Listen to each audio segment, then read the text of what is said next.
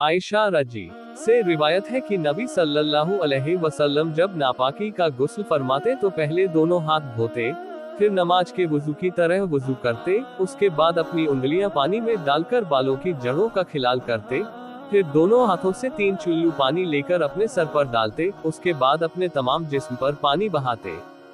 फायदे: गुस्ल में बदन पर पानी बहाने से फर्जदा हो जाता है, लेकिन सुन्नत तरीका यह है कि पहले वुजू किया जाए।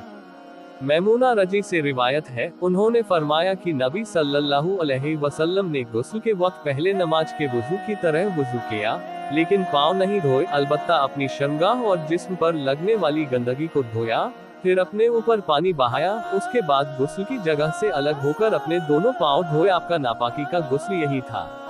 फायदे: गुस्ल के लिए जरूरी है कि पहले पर्दे का इंतजाम करें, फिर दोनों हाथ धोए जाएं, उसके बाद दाएं हाथ से पानी डालकर शर्मगाह को धोया जाए और उस पर लगी हुई गंदगी को दूर किया जाए।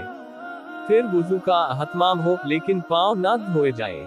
फिर बालों की जड़ों तक पानी पहुंचाकर उन्हें अच्छी तरह तर किया जाए, फिर तमाम बदन पर पानी बहाया जाए। आखिर में गुस्ल की जगह से अलग होकर पाँव धोए जाएं। आयशा रजी से रिवायत है, उन्होंने फरमाया कि मैं और नबी सल्लल्लाहु अलैहि वसल्लम दोनों मिलकर एक बर्तन से गुस्ल करते थे, एक बड़ा प्याला जिसे फरक कहा जाता था। 182 आयशा रजी से ही रिवायत है कि उनसे जब नबी सल्लल्लाहु अलैहि वसल्लम की नापाकी के गुस्ल की हालत पूछी गई तो उन्होंने 1 सा के बराबर पानी का बर्तन मंगवाया, उससे गुस्ल किया और अपने सर पर पानी बहाया। गुस्ल के बीच हजरत आयशा रजी और सवाल करने वाले के बीच पर्दा लगा था।